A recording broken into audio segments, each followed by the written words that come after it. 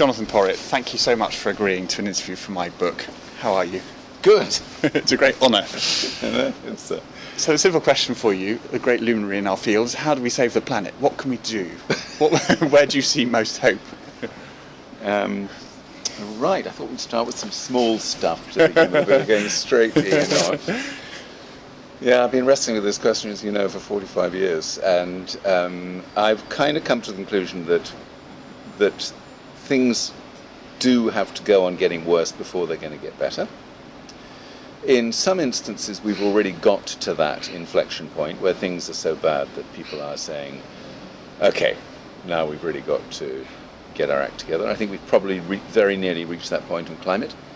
And I think the Paris Agreement, follow-up to that, corporate buy-in, mayors' compacts, the role of science, all of these things now are so unstoppably powerful when it comes to an international climate agenda of one kind or another, that honestly it doesn't really matter what sad Donald Trump says or anybody else, any of that climate denialist bunch of lunatics, frankly, because we know they're only saying it not for anything to do with science, simply for ideological reasons that they have spotted, and they are correct, that you can't really do what we need to do on climate without very clear government intervention at many different levels in ways that might be seen to challenge the supremacy of the market. So given that they're all into the supremacy of the market, it's the fastest way of making themselves even more obscenely rich than they already are. They've come to the correct conclusion. So, ideologically, they're right. But it won't make any difference. This is unstoppable now, and I'm absolutely convinced that on climate we've definitely reached that point. We haven't reached it on biodiversity, and this is very disturbing. I don't know what it is about the biodiversity analysis, which is equally chilling when you look at it and the implications of it for humankind. I don't know what it is. It definitely hasn't tipped the point where decision makers and even businesses, even progressive businesses, don't really get the biodiversity story. So we've got to go to these right to the edge, and then suddenly everyone goes, oh shit, oh god, okay. That's what we're going to have to do. So we are in a funny place still, where we keep taking these completely unnecessary risks with the resilience, the productivity, the diversity, the integrity of the natural world, and until we get to the point where it's incontrovertibly clear that it's our own future that is at risk, we seem incapable of summoning up the political will to do anything about it. It's a sort of hopeful message. Sort of hopeful. Because 2015 was a good year in the sense that we broke with these SDGs and we broke with the Paris Agreement. And so one of the arguments I'm hoping to put forward in the book is that everything changed, or at least it might have changed if we act. But then 2016 happened, and 2015 feels like a distant memory. Not quite, but it does feel less rosy now than it did at the time. And certainly both the Brexit decision and the election of Donald Trump they're not showstoppers for anybody, but they are correctives in our understanding of what needs to change. And for me, I hope that this is the object lesson that many people in the Green Movement have been resistant to be honest, which is you cannot separate out your concern for the natural environment from your concern for social justice. And up until now, that whole notion of what the Americans call environmental justice, or around climate, for instance, the notion of a fair transition from a fossil fuel world to a renewable world, as it were. You can't make these agendas work if you don't put people's livelihoods and their rights absolutely at the heart of what your agenda is. And there's a whole mass cohort of environmentalists all around the world who say there's a social justice agenda and then there's the environment agenda, and we just do the environment agenda and we'll leave it up to the campaigners to do the social justice agenda. God, look at the world now. Look at what's happened in 2016. And we are suddenly facing a completely new situation where tens of millions of people in some of the richest countries in the world are saying, you know what, your whole model of progress is an abomination. It stinks. It hasn't involved us. It hasn't made our lives better. It hasn't increased our sense of security, let alone our sense of material well-being. And we blame that on the establishment. The irony of the fact that it's the establishment that then offered itself as the saviour in this world is too complex for me to unpack in a short interview, but so for me there's a message. If you really want to make sustainability work, don't do the story about just the environment or environment versus social justice. These two things have to be two sides of the same coin all the way through, and I'm really hoping that more people have seen that now for the critical message it is. So is this about the reformation of capitalism, its transformation, or is it about replacing capitalism with something better? Well, I don't really subscribe to the notion of replacing capitalism, because I just think it's hard enough. It's hard enough to tweet the fucking thing, let alone to replace it. So, and I'm 66 years old, so to invite me to think about replacing capitalism for the remaining years of my active life is just a call too far. And I don't actually think it's completely necessary. In Capitalism as if the World Matters, I kind of asked the question, is there a model of capitalism that would deliver a genuinely equitable, sustainable and compassionate world for 9 billion people? And I think there is. A lot of capitalists wouldn't call that construct, that economic construct, capitalism any longer, because it would mean some very profound changes to today's model of capitalism. But it's still a model of capitalism which is based on markets, on the importance of trade, on the legitimacy of profit generated in the right way to secure inclusive, fair outcomes for the whole of society. These are kind of core tenets of capitalism, which I see no difficulty including in a genuinely just, sustainable economy. But lots of the facets of today's kleptocratic version of capitalism would definitely have to go lock, stock and barrel. So for many people, they say, oh, well, you're just a crypto-socialist, pretending that there's a version of capitalism which would get us to this endpoint. I don't agree with that analysis, but I can see why they come to that view. And to what extent does this all come down to politics and winning the argument within our democracies about the society we wish to inhabit? I think if I look at the transitions that are necessary, and you have to start with energy, because you can't actually make a sustainable economy work without a sustainable energy economy. It's not possible. You can do many, many other things, but you can't make a global economy deliver the outcomes we need for 9 billion people who haven't sorted out the energy end of it. And that, if you look at the notion of a sustainable energy economy, is literally about three things. It's about technology, it's about investment, it's about politics. And on the technology side of things, there are so many reasons to be not just hopeful about the future, but incredibly excited about some of the stuff that's going on. It's breathtaking to take stock of the shifts that are happening in renewable energy technologies, storage, stuff about new grid systems, optimizing demand management. I mean, honestly, you look at that and you think, oh my God, this is doable. This is doable. So I'm not worried about the technology end of it. I'm slightly worried about the investment end of it, because this stuff is moving so fast that not many investors are making a lot of money out of it.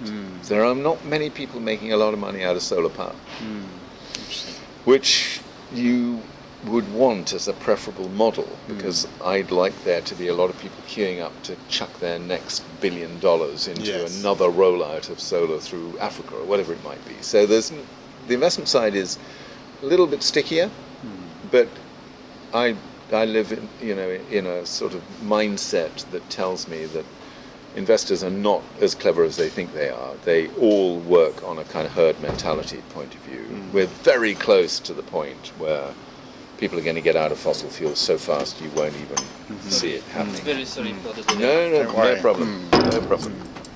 And I think again on the divest invest story is quite close to a tipping point on all of that now. Again, it doesn't really matter what Rex Tillerson or Donald Trump or anybody else says. It's unstoppable. Inexorable, and the investment side will sort itself out, and that'll be fine. Politics, very much. Thank you. You're welcome. Thanks a lot. And that's a bit trickier. And the speed of change there has undoubtedly been knocked back by things in 2016. And you can see the impact of that here in the UK as much as anywhere else. But, you know, you have to sort of say that the funny thing is politicians have given away so much influence to market-led change processes. They've pulled away from their role as change agents in a direct interventionist form through their legislatures, through regulation, through whatever it might be. They've said, you know, we don't think that's an appropriate role for governments. They've handed more power to the markets, and markets are now going to say, okay, but the future is a low-carbon future. So the irony of this is that the very steps they've taken to reduce the role of central government are now the steps which will empower markets to bring about the changes, especially at the local and city level. Okay, which is where a lot of the most encouraging things Precisely. are happening. Precisely. As is also the case with the companies. And you do a lot It of is. Yep, no, do a lot with companies, and I'm again heartened by the fact that most companies are looking at the shenanigans in US and European politics and saying, come on guys, you can do better than that. You seriously can do better than that. And I'm less concerned about that slight dampening effect in the US, because corporates in the US are more sensitive to the messaging that goes with pro-environment, pro-low carbon, pro-sustainability type positioning, and they don't like to get involved in the explicit politics around all of that. So there may be some slowing down in the US, which I think will be regrettable, probably inevitable. But corporates are, I mean, I love the role they play in this world of sustainability, but let's be honest, they're going to have to step up a bit too.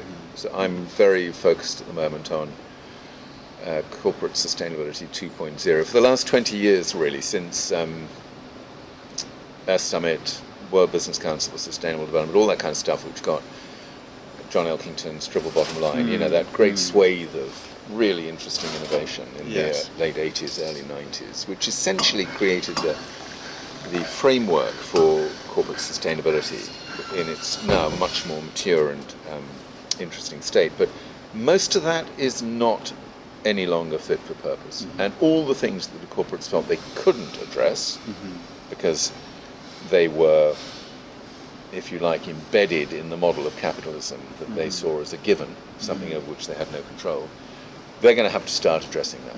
So executive salaries, differentials between best paid, worst paid, living wage issues through the supply chain, which is massive, corporate governance and how companies are now going to have to think again about corporate governance issues, taxation issues, the notion of what companies need to do for, quotes, the left behind, quotes, and this incredible swathe of social economic issues which are leaving more and more people in a state of insecurity, increasingly precarious, unable to find ways of managing the world as they see it today. These are challenges which up until now corporates said, sorry guys, it's all down to the politicians. We can't do that stuff. You know, they've given us an envelope, we'll operate within that envelope, and we'll do a really good job within that envelope, and we'll go on doing a good job, and we'll tell you how good a job we're doing, and they are doing a good job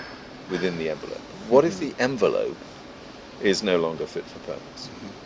And I'm really intrigued to see how quickly we begin to move towards corporate sustainability 2.0, which actually says, you're going to have to speak out on this stuff, because whether you like it or not, you now, as the business elite, are implicated in this disgustingly unfair world. You probably feel quite uncomfortable hearing someone like me say this, but the fact that you have been the principal beneficiaries of an economy tilted towards the 1% of the 1% and tilted against the interests of the vast mass of humankind, your mark is all over that 20 years of ill-founded and unjust capitalism. And if you think you're not going to be asked to play a bigger part in transitioning out of that inherently unjust form of capitalism, you're deluded. Very clear. And what does the environmental movement have to do, and how does it stand in your eyes at this point? Well, yeah. I feel quite ambivalent about that, because my soul will always be in the world of sustainability, not necessarily the environment movement per se, but sustainability more broadly, which embraces the whole social justice side of things. And I don't think the environment movement is in particularly good heart at the moment here in the UK. I'm loath, to be honest, to speak globally, because there are so many specific country factors that you can pass over just too glibly. But if I just think about the UK, we're not in a good place, and a lot of things have happened over the last 20 years which have left the environment movement having a pretty tangential role in the lives of most people today as a movement. And I look in particular at things like WWF and Greenpeace, deciding 10, 15 years ago they wanted to put more of their resources into international campaigning, for which there were extremely strong strategic reasons. Consequence here in the UK, WWF largely irrelevant to what's happening in the UK. Greenpeace, a powerful brand and presence, as in stopping the really bad things happening in the UK. Marginal, I would say. You look at huge organisations like RSPB, Wildlife Trusts, CPRE, National Trust, turned away from the advocacy, turned away from the policy engagement, turned away from using their resources to bring people into a heightened sense of personal responsibility and activism. Long-term consequences around all of that, domesticated themselves almost with a sort of understandable set of reasons for doing so, but implications for the green movement pretty bad. Friends of the Earth is rediscovering itself right now, and I think moving into an extremely interesting and much more dynamic phase than it's been in for a long time. Very excited by that as my old organisation, as you can imagine. I think the new leadership there is really inspiring. But you think about what's going to happen over the next 2 to 3 years as we have to completely reinvent the common agricultural policy and common fisheries policy. We have to ensure that the EU environment acquis, all that incredible body of directives and standards and regulations and everything else, which essentially is the primary line of defence for anything to do with the natural world in the UK. Are the NGOs up for the kind of full-on campaigning work that will be entailed? You'd have to ask one of them. I'm a bit sceptical about it at the moment. It's probably no bad thing, because I can remember when you kind of need a present threat to get yourself into a rather better state than you might be in at any one stage. And when Nicholas Ridley became Secretary of State for the Environment when I was at Friends of the Earth in the 80s, the appointment of Nicholas Ridley was magic. Because everybody suddenly says, oh my God, if you can appoint someone like Nicholas Ridley, who despises environmentalists and hates any notion of government regulation to improve people's lives and protect their physical environment. He was the best recruiting sergeant we ever had, and he only had to open his mouth, and I'm not joking, we'd have thousands of people joining Friends of the Earth the next day. It was remarkable. So maybe now this shock to the system with a government that seems utterly oblivious to anything to do with prioritising the environment, even talking about it. When did you last really hear a kind of serious, full-on, passionate speech about the environment from any one of this bunch? Do you think it would be fair to say that there's never been a greater level of global awareness about our predicament than now, in terms of the global population? Or do you think there have been other moments in the last few decades where... No, globally this is unprecedented. People know about air pollution, they know about the impacts of environment. And you look at these surveys that done, GlobeScan and other international surveys done of public opinion around the world in countries like India and China and Brazil and Indonesia, and the levels of awareness are astonishing. I mean, we still have what I can only describe as a completely misplaced post-imperialist view that people in those countries are sort of just waiting for the beneficence of the developed world to sort out all environmental matters, and then they'll get the hang of it. Just look at what's happening in those countries and levels of concern. I'm not saying the pattern of damage isn't as acute and damaging as it's often been, but nonetheless, the awareness side of it is dramatic, and there are many, many countries where you'd actually say the awareness is higher than it is here in the UK or in America. So I'm hugely heartened by that. The trouble is we haven't found a language around sustainable wealth creation, sustainable economic development that speaks to the hundreds of millions of people whose lives are still mired in poverty and oppression. We haven't got that language. We haven't got a generation of politicians who know how to use that vision for economic activity that is compliant with, consistent with our planetary boundaries, and speaks to the needs of poorest people in society. We've not found an up-and-coming younger generation of politicians who are utterly inspired by that and want to take that to their people in the way that they could. Have we missed the boat on that? I don't think so. No. I obviously hope not. Yeah. But it'll all come down to economic models. It won't come down to people's primary concern about the natural world, qua the natural world. It won't be a function of whether we're treating our rivers and our forests and our grasslands and our soils and other creatures in the right kind of way. It doesn't translate like that. It'll all come down to rival economic systems, one of which will prioritize the primacy of those natural foundations for the wealth of people, and one of which will say, nope, we can go on using those resources in the way that we've done, with a few marginal improvements to reduce the excessive damage. We can go on doing it that way. And that's how it'll get sorted eventually. And you can see that in China. You can already see it in China around water resources, around waste issues, air pollution, natural management systems for degraded lands in China, this incredible afforestation program that nobody ever wants to talk about in China, which is completely astonishing. More trees planted in China over the last 15 years than by the whole of the rest of the world in human history, or some such stupid figure, but I don't want my statistic to be quoted too loosely, because I may have got the odd billion out, or million out here. But and so in China you're getting a model it's nascent, it's not fully developed yet, but you're getting such a large number of middle-class Chinese people saying, okay, we've had an incredible period of time where we've made our nation much more secure economically than was the case before over the last 30, 40 years, and we've taken 400 million people out of poverty. But the price we've paid for that is now revealing itself to us very dramatically indeed, and we cannot go on generating wealth for 1.3 billion people in that way. And honestly, I know people say you're just naive about this, but I'm hugely impressed at the way in which Chinese politicians speak about this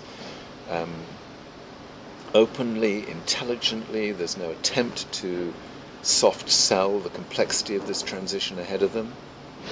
They really know what's entailed in trying to find sustainable ways of feeding 1.3 billion people on a diminishing land base, diminishing because so much soil is disappearing every year. And I just find there's a kind of readiness to understand what sustainability means in a country like that, which is quite different from the rather emaciated discussion we have about sustainability in our political circles.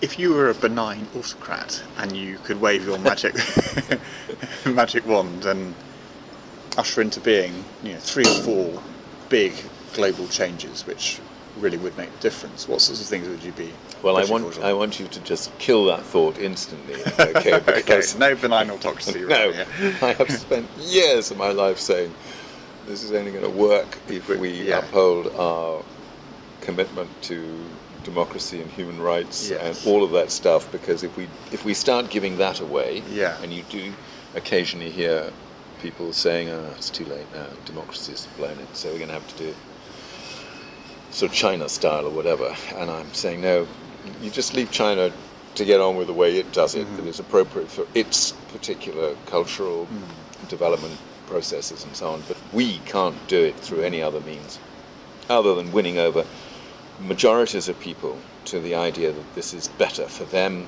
and for the future. And that's the only route available to us, Very good, okay? very Just good. saying You remain that. a Democrat, quite right. I do. Thank God for I do. that. Otherwise, Jesus.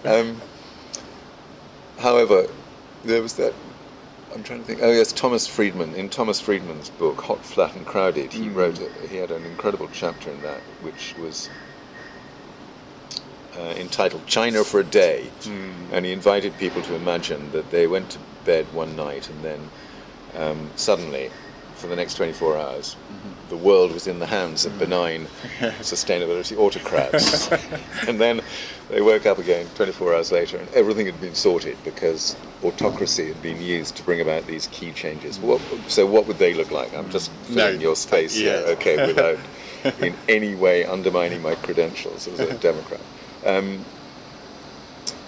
I honestly think, given that my view is that we have to make this thing work within a broadly capitalist economy, global economy, my big changes would be all about ending the dysfunctionality in that capitalist economy. So complete withdrawal, although it would be painful, of all subsidies to the things that are destroying life on Earth. The fact that we still put inconceivably large amounts of taxpayers' money into supporting fossil fuel industry around the world, just in so close to insane you really can't believe it. So that would be my first thing.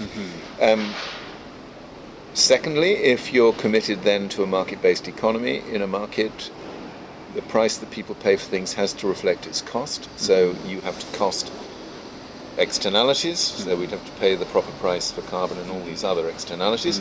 It might take a while to bring this in, by the way, because if you did it overnight, there'd be a lot of very, very grumpy people who probably over the next 24 hours rise up and say, well, you can just fuck off, I'm not going to have any of this stuff going on.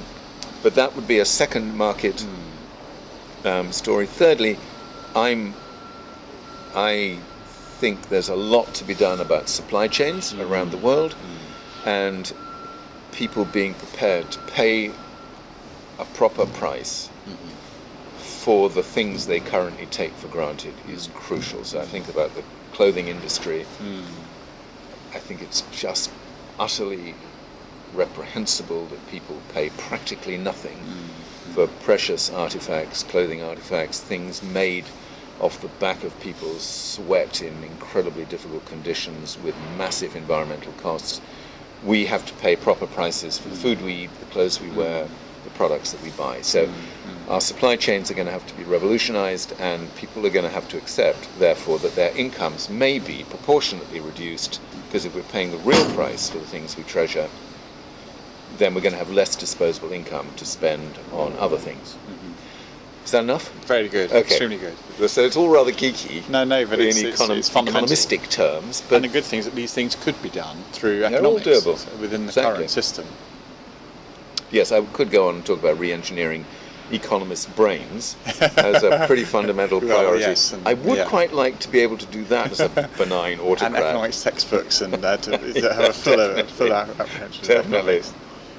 And what gives you most hope, Jonathan, and what gives you most cause for despair and anxiety, and where do you see the greatest cause of hope of all?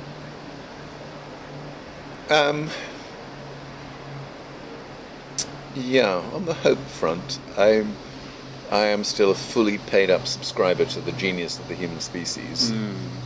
And if you think about what we do and the things we could do and our potential for doing brilliant things in the world, you have to hang on to the sense that that's a massive force, potentially for more good than bad, and that creativity is completely staggering. I also remain absolutely convinced that the tendency for compassion, tolerance, pluralism, empathy is actually stronger in human beings than the tendency for xenophobia, hatred, exclusivity, all of the things that we currently see so prevalent in our political systems is greater, given the right context, and spent 10 years as a teacher trying to work out whether those natural capacities in children of that age in the secondary school were more or less enhanced at any one point in their educational lives, and came to the conclusion, you know what, just provide the right conditions for young people to learn and prosper together, and there is no reason why that inner human reality shouldn't lead us to a far better world than we're heading towards the moment. So I'm hopeful on both those two counts, which probably most people think is a bit balmy, but and then row in a few other things like the power of young people to see the world as it is rather than as we have told them it is. I spend most of my working life now trying to find ways of empowering young people to do what we fail to do, and I'll go on doing that. And I'm massively inspired by the way a lot of young people are now setting up and leading organizations in a completely different direction. I'm pretty inspired by some of the more sensible spiritual and religious advocacy in the world today. Still kind of going through a bit of a shock process of saying nice things about the Pope, having spent an entire lifetime saying pretty nasty things about all his predecessors, and I do wish he'd get his views on population sorted out, but nonetheless the encyclical he came up with in 2014, honestly that document is still astonishing. And you have to tap into the fact that ours is still a spiritual species. The vast majority of humankind look to some part of the meaning in their lives in things that are not driven by economics or politics or anything else, but driven by a deeper sense of meaning, connectivity, whatever it might be. So we need a lot more truly enlightened spiritual voices than some of the awful voices that we hear from religious absolutists and zealots at the moment. But they're out there and they're inspiring. So there's tons of things to be hopeful about. Sure. The real thing that probably would cause you to be a little bit despairing is the speed with which things are going wrong, both environmentally and from the perspective of building the foundations for a genuinely cohesive, fair economy. And I don't know whether we're winning that race or not. I sometimes think we are winning it, and sometimes I think to myself, oh my God, this is I haven't got to the point where a lot of my colleagues in the world of sustainability have, which is to say the race is unwinnable and we can never get there and it's just gone too far and we can't pull it back. I don't subscribe to that view, but I do worry that we're not focused enough on the nature of the challenge itself. And the window that we have. Exactly. Thank you very much, Jonathan. That's okay. We've frozen our little socks off. We've frozen our socks off in the garden in Soho. But thank you very much. Over a cup of tea. Over a very nice cup of tea with very nice china. With very nice china. So thank you for that, and very good to talk to you. Yeah.